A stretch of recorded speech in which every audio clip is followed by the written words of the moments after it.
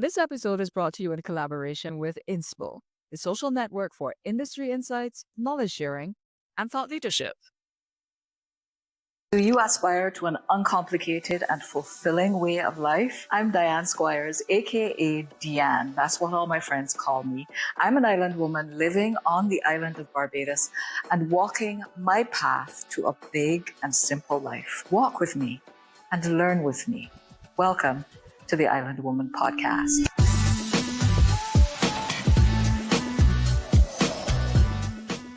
My guest this week describes herself as a true Trinbadian and a do-gooder. And I first came across her work through her podcast, Common Sense Steps to Doing Good, where she sits down with extraordinary individuals who've cracked the code on creating real-world change. She is the founder of Kainos Caribbean Consulting and social development specialist. She is Karen Phillip. Karen, welcome to the podcast. I hope I said the name of the business correctly. You can correct me now if you need to. Kainos, yeah. Kainos. Okay, I thought so. All right. So for those of Thank you you so who much for having me here. you are so welcome. And I want to tell our audience more about you before we get into our full discussion, which I'm really excited to get into. Apart from being a Trinbadian, and she's lived here for 15 years, where she moved here for the beaches, of course, but to contribute to the social development sector, in which she has 20 years of experience, including a decade managing regional grant funding initiatives and over 40 grants across the CARIFORUM region. Karen has worked on grant making initiatives with partners such as the Government of Canada, USAID, and the European Union. When she's not working, she loves learning and trying new things. And she's even taken an actor's workshop course at the Trinidad Theatre Workshop. So welcome again, Karen. Nice to have you. Thank you. Thank you so much. Thank you. All right. So we usually start with this question, which I love. People give fun answers. If you had to create a Caribbean survival kit for a woman entrepreneur, and you could only include 3 items, what would they be in order of priority? Mm. So I think that's such a delicious question. It is such a mind searcher. I love it so much. And for me, the 3 things that I would say guide me through my life and through trying to being an entrepreneur is, one, you have to understand that your assignment is determined by your alignment. So therefore, your Mm. contact book. Who is in your network? How are they going to help you? How are they going to ensure that you stay on the path that you're supposed to be in? That they don't sway you in ways that does not align with your calling or does not align with what you intend to do. And then secondly, from Peter Drucker, he said, if you cannot measure it, you cannot manage it. So therefore, I need a measuring tape. I need to be able to know for all aspects of whatever I'm doing, does this make sense? Have I gotten the return on investment that I thought I was going to achieve? Have my beneficiaries or have my clients been improved? What is it that am I doing? Is it making sense financially? Which is a Yeah. bit hard when you're not accustomed to being an entrepreneur. Like, you're just doing passion projects and you're like, wait, the money is going to run out. What are we doing? And sometimes that calls for you to pull the brakes a bit and be like, all right, let's think. Let's Mhm. see. So yeah, so a measuring tape. And then the next one, they always, I said I moved here for the beaches. So, you're supposed to wear your sunscreen to protect you from the sun. And Yeah. it's the same way you need to have your boundaries. You need to be able to have that shield that protects you from burnout, from pushing yourself to the end, juggling life, juggling work, and then you have nothing left to give Mm. and you're Yeah. exhausted. So you're Yeah. gonna need to have that sunscreen and a strategic approach to your life in every aspect. As much as it doesn't sound fun, you need to be able to know when to schedule fun, when to schedule work, and when to schedule rest. Absolutely. So boundaries. And you talked about your assignment and your alignment. Why was that the number one priority for you, thinking about your network and whether or not they are in alignment with you? Why was that number one? So, like I said, I like to listen. I like to listen and I like to learn.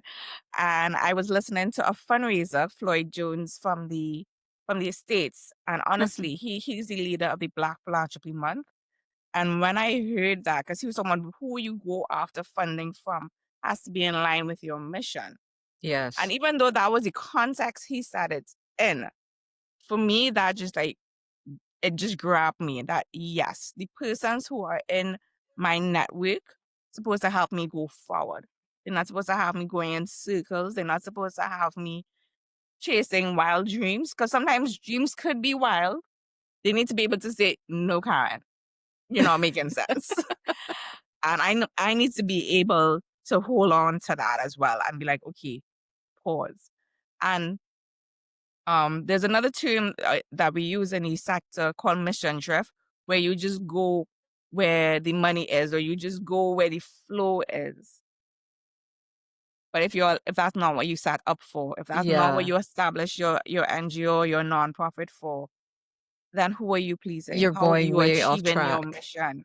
So Hmm. for me, number one, your contact book, who it is that you're going to be associated with, who it is going to help you when you're crying over the fact that you just realize that I wasn't doing this finance thing right. Who's going to be like, that's okay, let's get it better, let's figure it out. Who's going to be that person? Karen, you talk about always wanting to be a do-gooder. I mean, sometimes that's at loggerheads, that I talk about economic impact and profit making and, Not women in sometimes. business and so on. But, you know, first of all, before we get into that, explain what you do as a social development specialist and how that has helped you to do good. Okay, so what I do as a social development specialist focus mainly on capacity building. So I help organizations understand what it is that they are doing and how to do it better. So I'm Mm. talking about I am there help managing grants, helping them look for grant writing, which is a very hard skill because we all know when we're writing, what we have in our head isn't always what comes down on the paper. So Hmm. I realized that while I loved being on the forefront, I served better on the right behind the forefront. So I'm more on the meso macro level. Right. So in that sense, I am helping them become more strategic, and I'm also working alongside with donors to ensure that the necessary funds and the necessary training, the necessary research is done for the Caribbean because I firmly believe that the development in the Caribbean, I'm talking about social development, be in social services, talking about provision of necessary mental health services, those sorts of things over trade. We need to have Caribbean voices in that space as well. As much as we appreciate, as much as we understand the importance of listening to others and seeing how we learn from others, Caribbean persons need to be at the forefront. And to me, if I could equip those organizations with the skills to be at the forefront, I could sleep at night. Right. So you're talking about Caribbean-based organizations who are working in creating better health initiatives, education initiatives, infrastructure initiatives, just really looking at how we can improve lives in the Caribbean. Yeah, and even climate, well, we know climate change is a big Yeah. issue now. So how Hmm. are you going to encourage patients to get into farming, and how are they going to be able to mitigate the challenges of climate change? Yeah. Yeah. And you started Kainos. You also use doing good in the tagline for Kainos, which I find is very interesting. You say the tagline is do good better.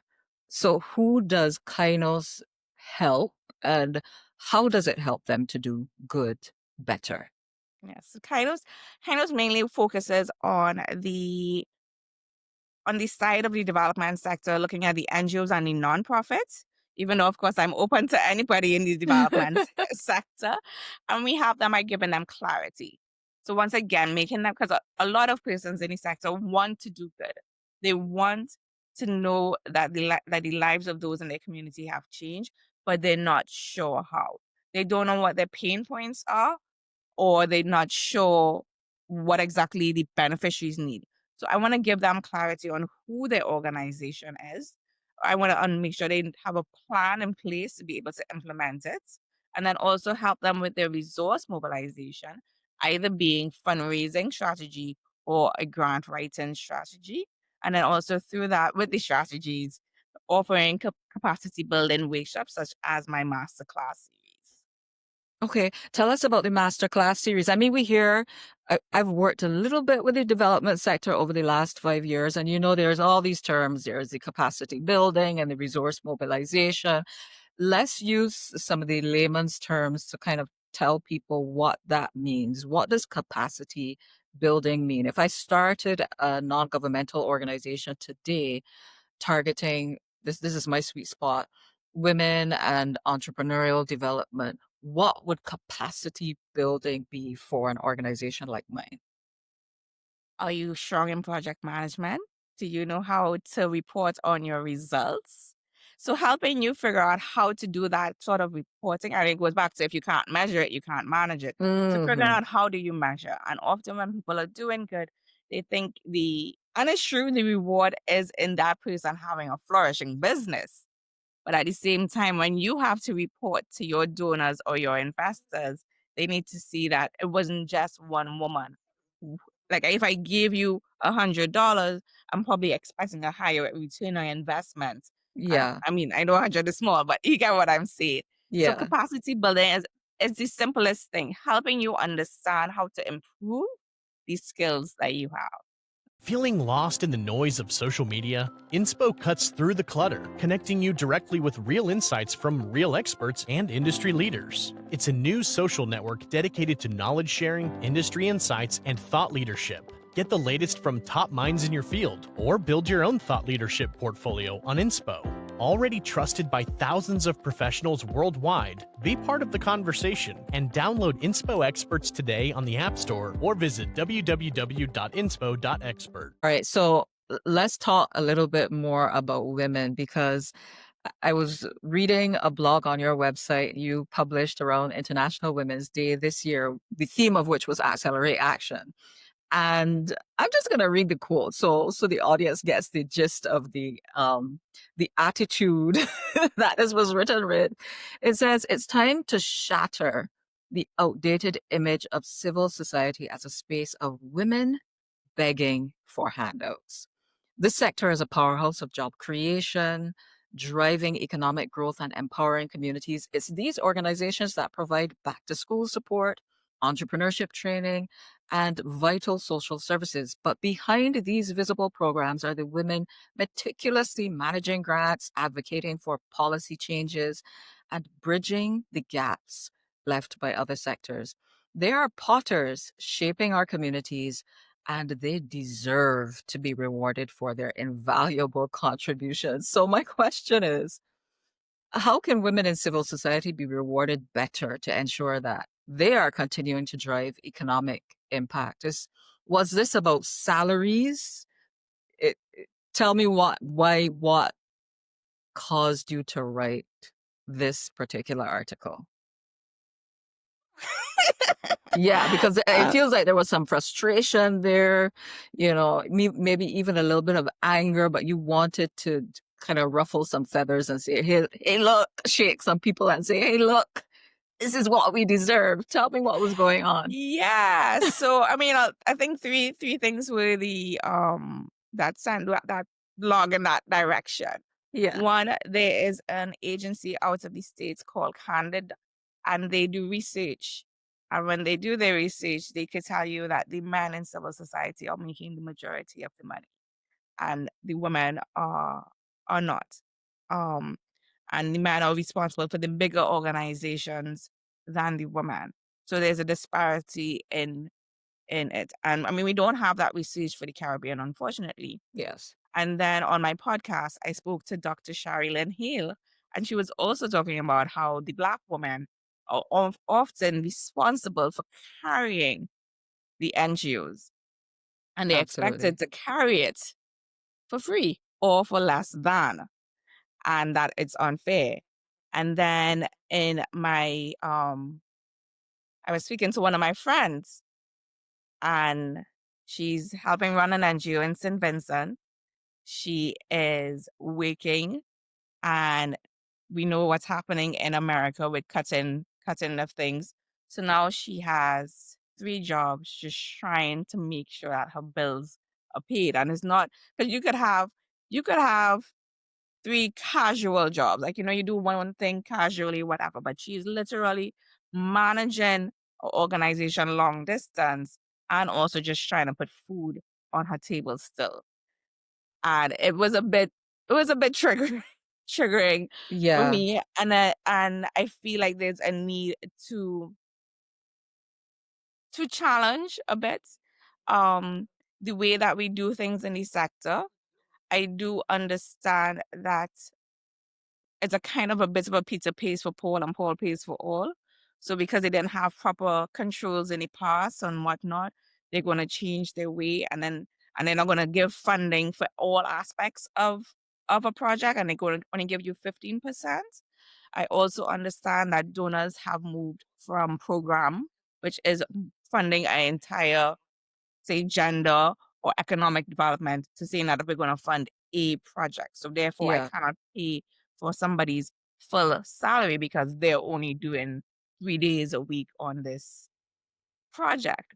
But But you're going how to does need the to. project get done? Like, how do you get, if you have the measurement in place and you need to show ROI, the people have to make that happen.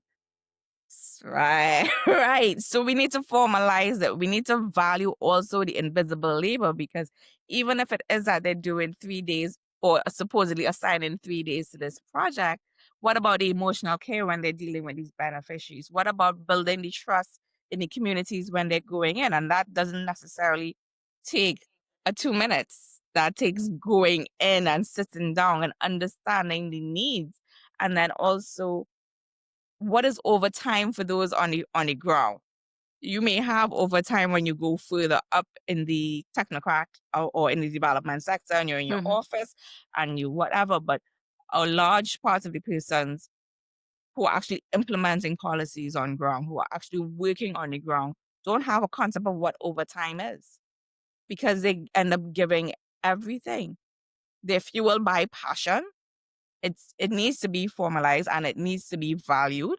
And then also going back to rewarding them, and not just rewarding them with financial as well, but yes, but investing in them.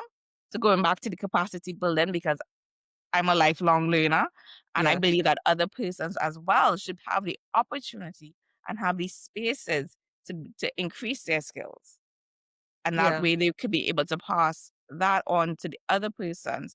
And we both know, when we talk about women empowerment, that when you empower, economic empowerment, it tends to have a ripple effect throughout the community, versus than it's staying with the woman. So it's not just salary, it is about looking at the systematic challenges that we face, looking at the gender roles, because Hmm. while we don't have research in the Caribbean, if you look at the majority of NGOs, if you look, so we're in Barbados, if you look at Bango, if you look at the majority of them, Yeah. it's women leaders. And then we go up the ladder, we realize the bigger the budget is, it's male, it's men.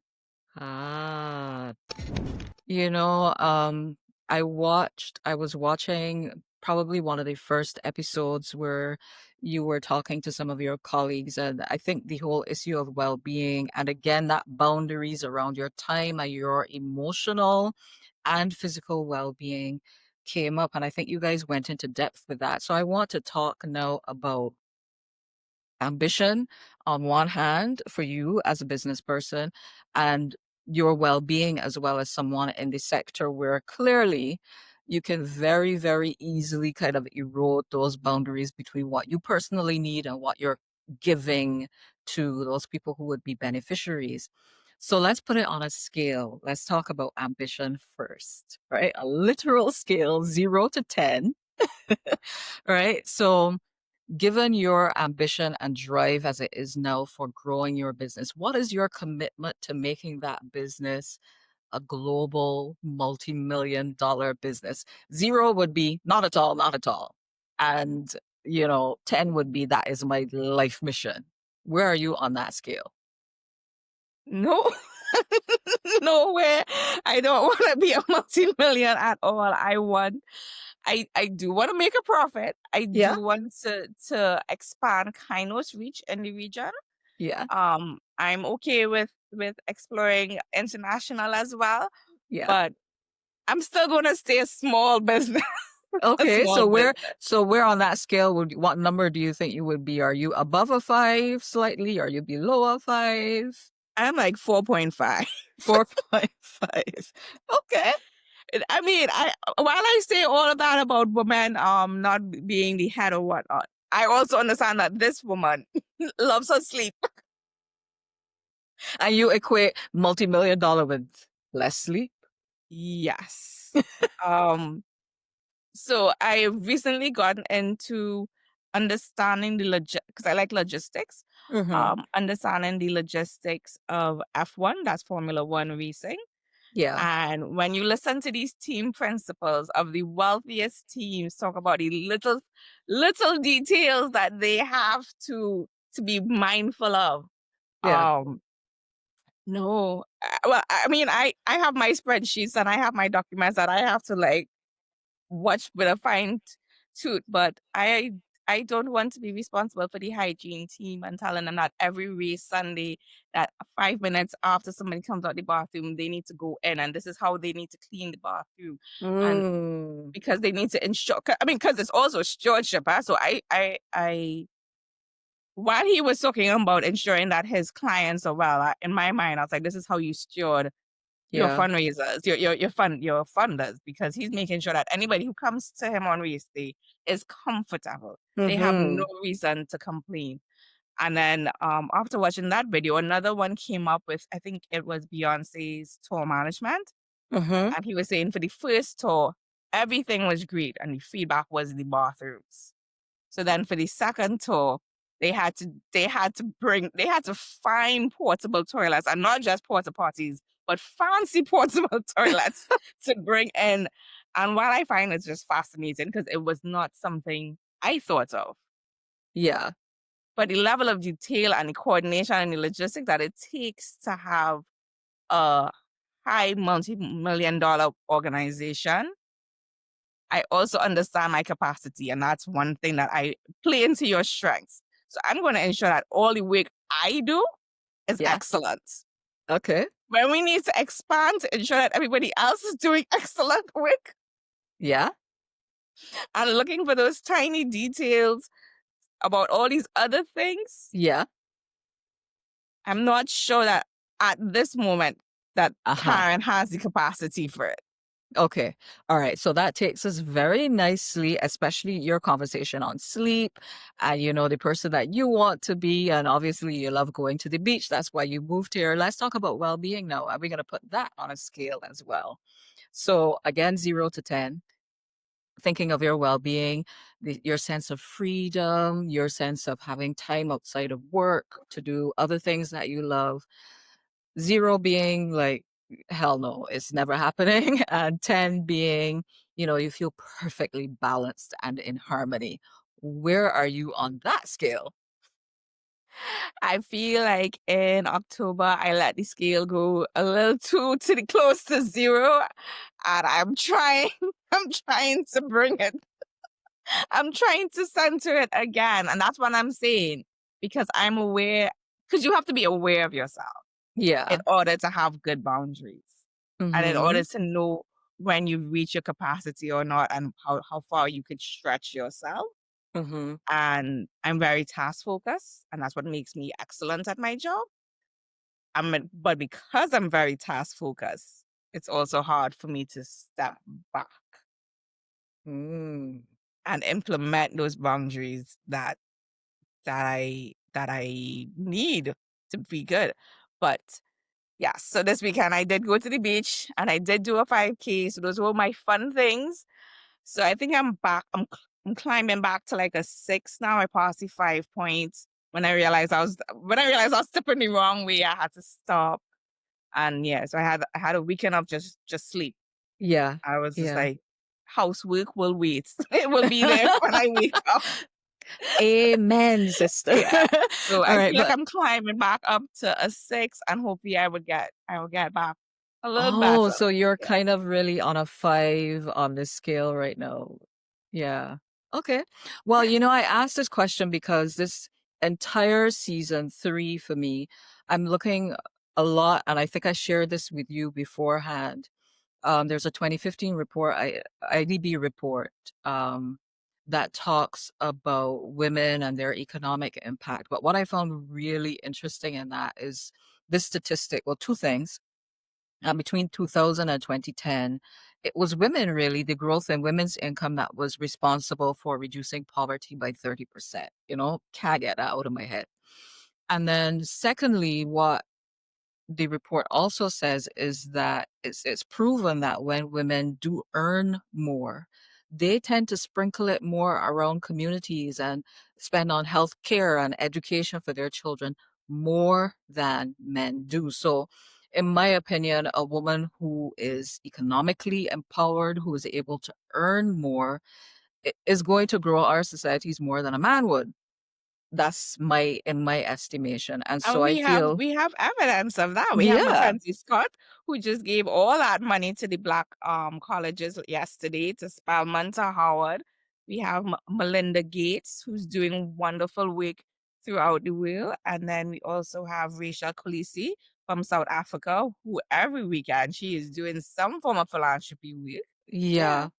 And so I would love, I feel like it's part of my mission now to see, well, how can women through entrepreneurship specifically create that greater and greater economic impact, but still be mindful of their well-being. So let's talk about your message then to other Caribbean women founders. You are a do-gooder, but you're also a founder. And I wanted to say that I realized that in your bio, the term founder or entrepreneur never showed up, but and that's something that I feel like we have to dig into with women as well. Like, we're really great at talking about the specializations and the again, back to kind of task oriented, but you founded Kainos and it's doing fantastic work from everything that I've seen, the testimonials that you have on your website, the things that people say about what you're doing. So I wanted to say, I'm proud of you. I don't know you that well, but I'm proud of you and the business that you're building. And I feel that is already making a great impact. And so if you think about other Caribbean women founders, industry leaders, experts, what would you say to them if they're maybe now starting out kind of, or maybe a little bit stuck in their journey? What's the best advice that you would have for them right now? When you say stuck in the journey, I feel like it's important to know that pausing is okay. It's okay. It's something that I struggle with, but it's okay. It's okay to pause and realize that your plate is too full at this moment. You're gonna have to change your strategy a bit, but that doesn't change your goal. It just changes the way you achieve your goal. And with that, I think we often think that consistency means doing the same thing every day rather than just not giving up. So yes, be consistent, post the content, do whatever it takes, whatever it is that you feel that you have to do it. And understand that it's okay to pause. You're not a failure if you pause. And then after that, I mean, it bleeds in because that's how you're going to treat yourself as your most important client. Um, because if you're not pausing, if you're not taking that time to strategize, to breathe, and just running through, then you might end up finishing a task, but it might not be the quality of the task that you wanted. Yeah. Yeah. I love that. I love, accepting that moment as a pause and also taking the time to recognize that the pause is also invaluable Mhm. for you, and that concept of being your own number one client, which is a mantra that I had like for the first 3 years of my consulting practice. Be your number one client. So there is a lot that you're doing. You mentioned your master classes and the other work that you're doing. How can people learn more about both Karen and Kainos Caribbean Consulting. Where would they find you? Tell them where they can learn more. Okay, so on LinkedIn, you could search for Karen Phillip, one L, no S, or Kainos Caribbean. And then I do have a website, kainoscaribbean.com, where you would see more about my services and past podcast episodes, as well as I had some chat and change episodes as well on there. And for the podcast, you could find it on YouTube at Mhm. Kainos Caribbean or Spotify. And then also I'm on Instagram as Kainos Caribbean as well. Fantastic. Karen, any closing comments that you have for my audience? We've been here on the Island Woman podcast. They've been with me from March of this year. We're into season 3 now. Any closing words that you have for anyone out there listening? I feel the need to say, believe in yourself, bet on yourself, take the pause, and come back stronger. Love it. Thank All right. Thank you so much for saying yes to my invitation to being on the podcast. It's Thank you been for thinking of fantastic to have me. you. It's great. I mean, why would I not? Right? So, again, thank you. Looking forward to tracking your journey as you continue with Kainos Caribbean Consulting. Okay, great. I look forward to that. All All right. right. Thank you. Thank you. All right, folks, that's it for now. If you've made it to the end of this episode with us, thank you so, so much for taking the time. If you liked it, share it with a friend or leave a comment or both. And if you watched this on YouTube, give it a thumbs up and subscribe to the channel. It's free, people. Just do it. Remember to click the bell icon to get notified every time a new episode goes live. This has been episode 3, season 3 of the Island Woman podcast. I'm your island woman, Dianne Squires, aka Dianne. Until next time, peace.